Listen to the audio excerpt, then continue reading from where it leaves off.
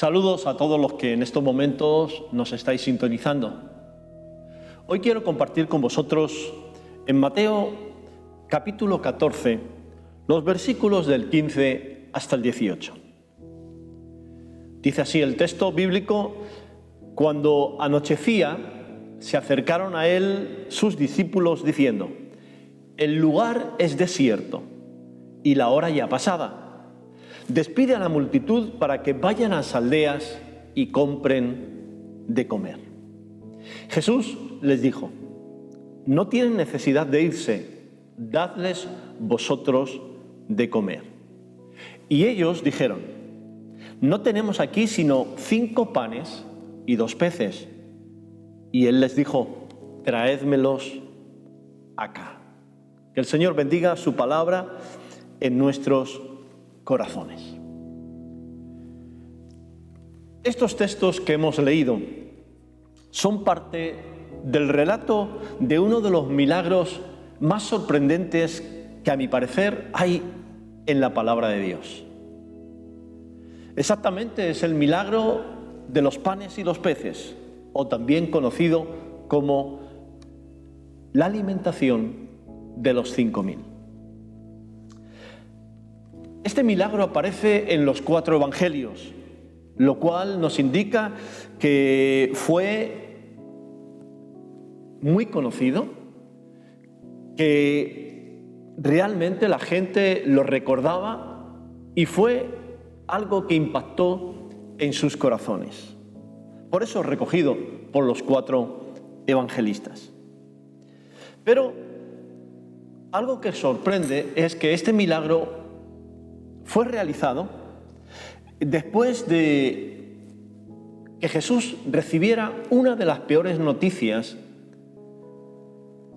que él oyó después, durante el tiempo que estuvo aquí en la tierra con nosotros.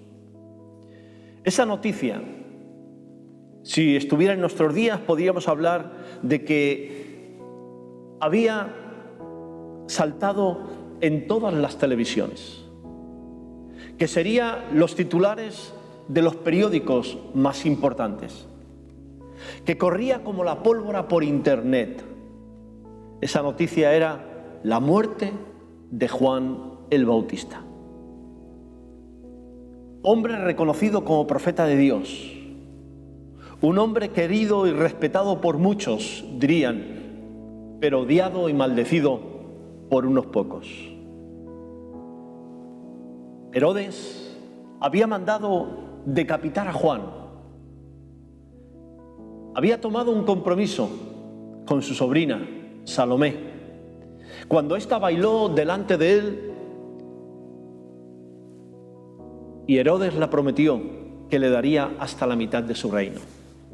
Pero ella, aconsejada por su madre, prefirió pedir la cabeza de Juan el Bautista, porque él descubría la relación que había entre Herodes y su cuñada. Jesús es informado de la muerte de su primo. Con seguridad, la muerte de Juan impactó en Jesús, no solo porque era familiar, sino también por esa relación ministerial que ambos tenían. El papel de Juan como profeta fue fundamental en el ministerio de Jesús. Él era la voz que clamaba en el desierto, preparando el camino al Señor, como nos dice Lucas. Juan, con su mensaje de arrepentimiento, estaba preparando los corazones para que recibiesen la semilla del mensaje del Evangelio. Ahora, ¿cuál fue la reacción de Jesús al oír esta noticia? Pues siguiendo en Mateo, el versículo 13 nos dice: oyéndolo Jesús, se apartó de allí en una barca a un lugar desierto y apartado. Lucas nos dice que ese lugar se encontraba cerca de la ciudad de Betsaida. Y Marcos dice que Jesús pidió a los discípulos que se apartaran a un lugar desierto, a un lugar donde pudieran estar solos.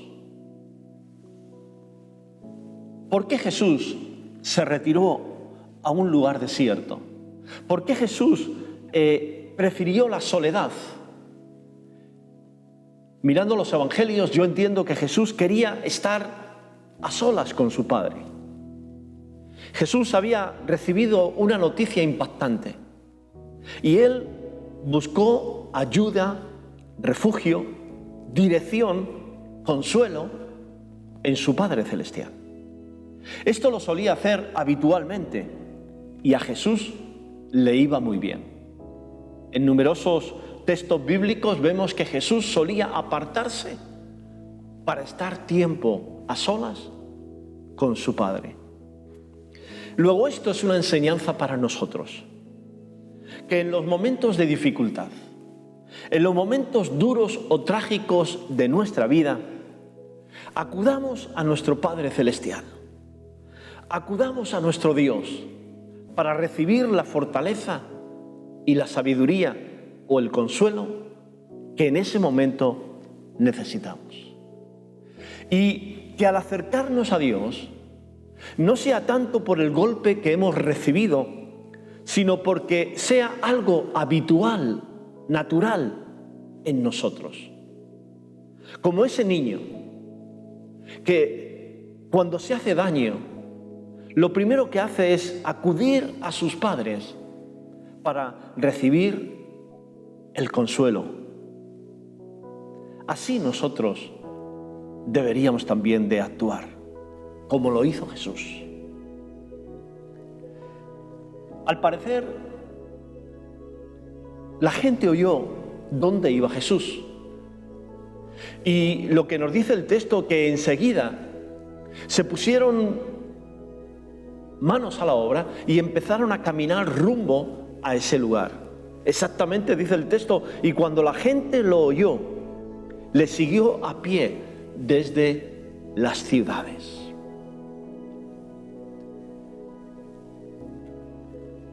Nos dice el versículo 14: y saliendo Jesús, vio una gran multitud y tuvo compasión de ellos y sanó a los que estaban enfermos. El evangelista Lucas añade algo más y dice que allí el Señor les hablaba del reino de Dios. Juan también relata y dice que subieron a un monte, y tenemos a Marcos que dice que allí Jesús les enseñaba. Es decir, Jesús se va con los discípulos, tienen un tiempo de soledad, pero de repente la gente empieza a marchar, a buscar el lugar donde Jesús dijo que iba a estar. Y nos dice que de las ciudades de alrededor la noticia se iba divulgando y que la gente iba y se iban hacia ese lugar. Fue tanta la multitud que sabemos que por lo menos había 5.000 hombres, aparte de las mujeres y los niños.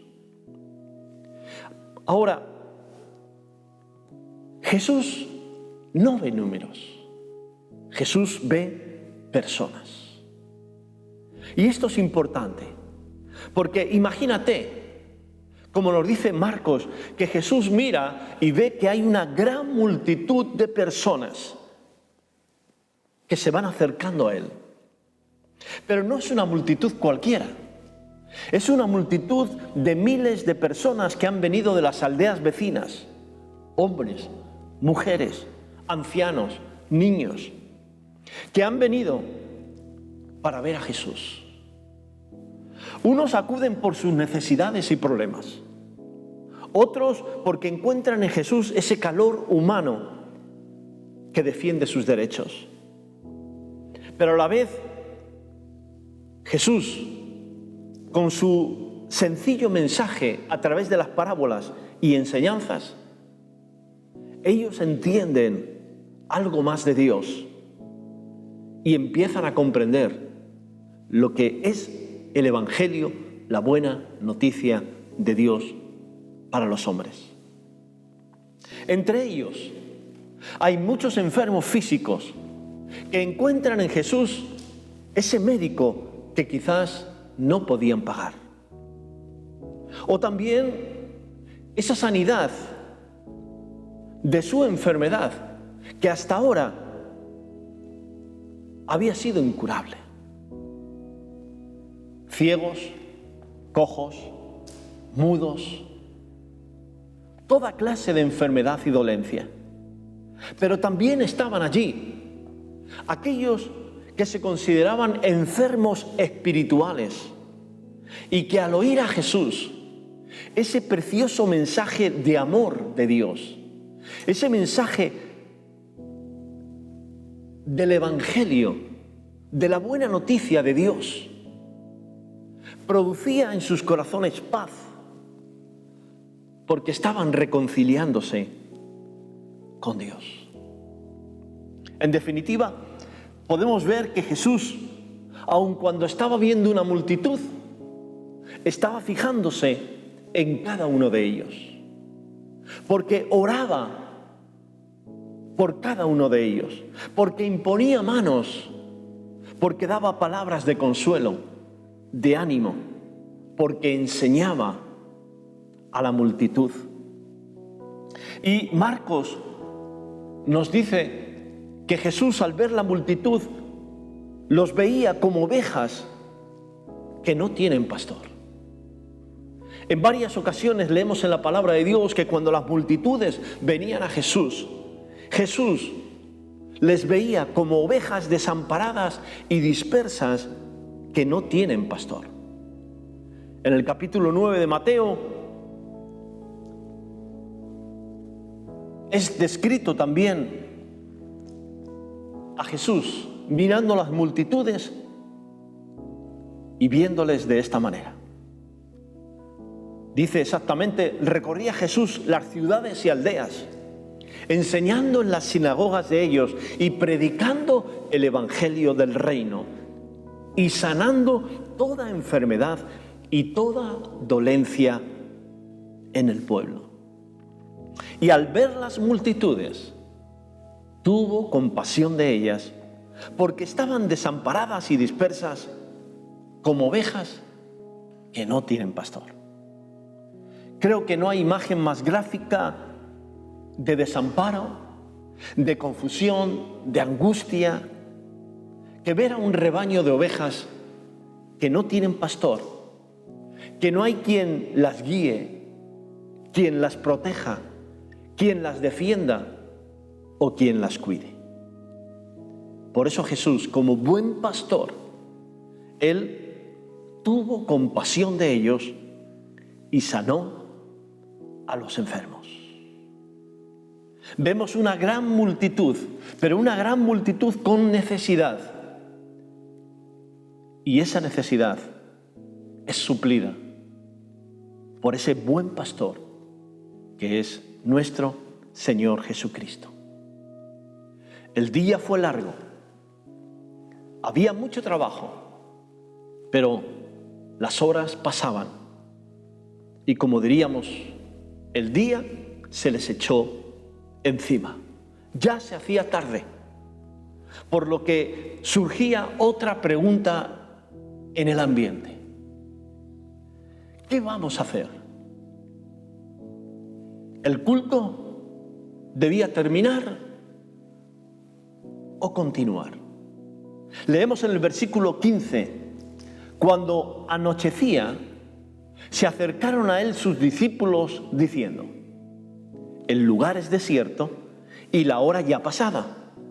Despide a la multitud para que vayan por las aldeas y compren de comer. Y Jesús les dijo: no tienen necesidad de irse, dadles vosotros de comer. En el Evangelio de Juan nos revela también que Jesús, en un momento dado, prueba a Felipe preguntándole: Felipe, ¿de dónde compraremos pan para que coma toda esta multitud? Aunque el propio evangelista Juan aclara y dice que Jesús sabía lo que tenía que hacer, que esto lo hizo para probar a Felipe. Me imagino a Felipe sacando la calculadora después que Jesús le pregunta ¿de dónde compraremos pan para todos estos? Y echando cuentas, Felipe llega a decir, bueno, ni aunque tuviéramos 200 denarios, un denario era el salario del trabajador de un día. Ni aún así habría suficiente para comprar comida para todos. Para los discípulos, ellos veían la multitud con una necesidad, pero ellos entendían de que ya era el tiempo de acabar, era el tiempo de terminar. Para ellos diríamos, el culto tiene que terminar, tiene que acabar, y sus razones eran lógicas. Se hacía tarde y la gente no tenía que comer, y no había posibilidad de que ellos les dieran de comer, porque ni tenían el dinero, ni tenían los alimentos, y lo lógico, su razonamiento era que se fueran y que buscasen alimentos en las aldeas de alrededor. Esa era la única opción para los discípulos, que cada uno se vaya a su casa y por el camino compren algo de comida. Sin embargo, para el Señor la cuestión era distinta. Para Él el culto debía de continuar, a pesar de que era tarde. ¿Por qué? Porque Jesús sabía que todavía quedaba el plato fuerte para comer. Jesús sabía y tenía que enseñar a los discípulos que Dios puede suplir todas nuestras necesidades. Que aun cuando para nosotros sea imposible, para Dios es posible. Por eso Jesús le dice, no hay necesidad de que ellos se marchen a casa, ya que vosotros podéis darles de comer. Apúntate bien esto. Cuando nosotros no sabemos qué hacer, el Señor sabe qué tenemos que hacer. Por eso debemos de acudir a Él, a consultarle, a que nos dé dirección, a escucharle, porque Él, como hemos leído en el texto, siempre sabe lo que tenemos que hacer. El Señor les dijo, dadles vosotros de comer. Surge otra pregunta. Si Dios nos dice que les demos nosotros de comer, la pregunta es, ¿qué tenemos para compartir? ¿Qué tenían los discípulos para compartir con la multitud? Dice en el versículo 17 hasta el 19, y ellos dijeron, no tenemos aquí sino 5 panes y 2 peces. Y Jesús les dijo, traédmelos acá. Entonces mandó a la gente recostarse sobre la hierba, y tomando los 5 panes y los 2 peces, y levantando los ojos al cielo, bendijo y partió, y dio los panes a los discípulos, y los discípulos a la multitud. Juan nos descubre que es Andrés, el hermano de Pedro, el que dijo que había un muchacho que tenía 5 panes de cebada y 2 pececillos. Y el propio Andrés dijo, ¿qué es esto para tantos? Personalmente creo que los discípulos se quedaron atónitos ante el mandato de Jesús. Me imagino que ellos se mirarían a la cara unos a otros y se preguntarían, ¿qué ha dicho? ¿Que nosotros le demos de comer? Pero es que no sabe que no tenemos nada, que lo único que tenemos son 5 panecillos y 2 peces. ¿Cómo les vamos a dar de comer? Sin duda, si hubiera estado allí y tuviese el móvil, en ese momento hubiese hecho una foto a la cara de los discípulos y luego la hubiera subido a Facebook poniendo: dadles vosotros de comer. ¿Qué son 5 panecillos y 2 peces? Pues como dijo Andrés, poca cosa. ¿Qué es esto para tantos? Así lo vemos todos nosotros. Así, con los ojos naturales, encontramos que ante la necesidad nosotros tenemos 5 panes y 2 pececillos y realmente esto no va a ayudar para mucho. Pero debemos de aprender lo que el Señor nos dice, y es que esos 5 panes y 2 pececillos puestos en las manos del Señor pueden ser la solución para la necesidad. La solución no va a estar en nosotros, la solución está en el Señor. Lo que el Señor nos va a pedir es que estemos dispuestos a compartir aquello que tengamos, aunque sea poco. Ya se encargará Él de multiplicarlo. Y eso poco, o ese poco, puede ser justamente la solución para la necesidad. Quizás esos 5 panes y 2 peces pueden ser unas palabras de ánimo, de aliento, de esperanza para alguien que se ha derrumbado y que cree que no hay salida. Quizás esos 5 panes y 2 peces sean un paquete de arroz o de leche para alguien que no tiene nada en la nevera. O esos 5 panes y 2 peces pueden ser la ayuda que tú puedas ofrecer a una persona que tenga necesidad.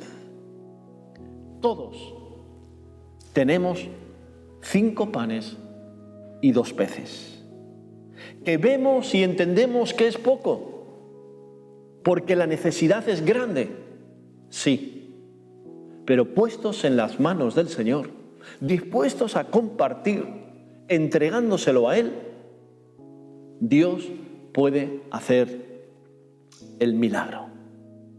Como hemos visto, Dios tiene su parte. Él enseñó a la multitud, Él sanó a la multitud, pero también quiere que nosotros seamos instrumentos de Él para suplir las necesidades de aquellos que están clamando y pidiendo ayuda a Dios. ¿Por qué? Porque vemos ahí que el Señor, cuando tomó los panes y los peces y los bendijo, se lo entregó a los discípulos, dice, y dio los panes a los discípulos y los discípulos a la multitud. En otras palabras, podemos ser instrumentos de bendición en las manos del Señor. Sin duda, ese acto de levantar los ojos, de bendecir y partir el pan y darlo a los discípulos, nos recuerda a la última cena que vimos o que leemos en las Escrituras. Sí, porque el Señor siempre está dispuesto a compartir. Y compartir a veces no es fácil, porque habla de partir el pan y habla de entregarlo. El Señor, vemos que cuando el pueblo de Israel estuvo en el desierto, el Señor les estuvo alimentando de ese maná durante 40 años. Ahora se encuentran también en un desierto y el Señor hace de nuevo la multiplicación del pan, del alimento, para que todos coman. Pero sin duda, este hecho nos lleva a lo que la Escritura nos dice acerca de Jesús, que Jesús es el pan de vida. Jesús es el pan de vida. Jesús es la solución a tu necesidad. Él es el que puede saciar y ayudarte en medio de tu necesidad, porque Él es el verdadero pan que bajó del cielo. Y para concluir, vemos los versículos 20 y 21, que es el resultado de la oración de Jesús de bendecir esos panes y peces. ¿Y qué es lo que pasó? Pues nos dice en el versículo 20, y comieron todos y se saciaron, y recogieron lo que les sobró de los pedazos, 12 cestas llenas. Y los que comieron fueron 5.000 hombres, sin contar las mujeres y los niños. ¿Cuántos fueron en total? No lo sabemos. Pero si fueron 5.000 los hombres, más las mujeres y los niños, pues echa cuentas y por lo menos vamos a tener 8.000, 9.000 o 10.000 personas. Ahora, fíjate en el texto que dice, comieron, se saciaron y sobró. También nos dice que hubo 12 cestas. No sabemos si las cestas eran de la gente que lo traía o también se multiplicaron. Ahora, ¿qué nos dice esto de comer, saciarse y sobrar? Pues nos habla del Dios a quien servimos. Porque es un Dios que siempre da en abundancia. Este texto nos hace ver que nuestro Dios no es un Dios escaso, sino un Dios generoso. Dio más de lo que necesitaban, porque así es el corazón del Señor. Dios siempre nos va a dar más que aquello que necesitamos. Él siempre, si fue capaz de dar a su propio Hijo Jesús por amor a nosotros, como dice el apóstol Pablo, ¿cómo no nos dará también con Él las demás cosas? Sobraron 12 cestas. ¿Por qué 12? Bueno, seguramente tengas tu teoría, pero podemos pensar que fue una por cada discípulo. Había 12 apóstoles, 12 discípulos repartiendo. Y para que no se les olvidara a cada uno de ellos de la bondad, de la abundancia, de la gracia de Dios, cada uno cuando volvió a Jesús, volvió con una cesta llena de panes y de peces para poder dar la gloria a Dios y que no se les olvidase que Dios es un Dios generoso y que nos bendice con abundancia. Mi querido amigo y hermano, este texto conocido por todos tiene una riqueza espiritual asombrosa. Recuerda, Dios siempre suple nuestras necesidades si acudimos a Él. Recuerda que no solamente Dios te va a suplir de tus necesidades, sino que también Dios quiere que tú seas instrumento para suplir las necesidades de otros.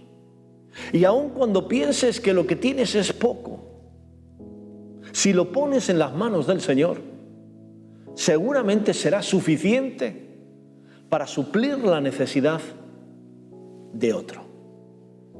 Dios cuenta contigo.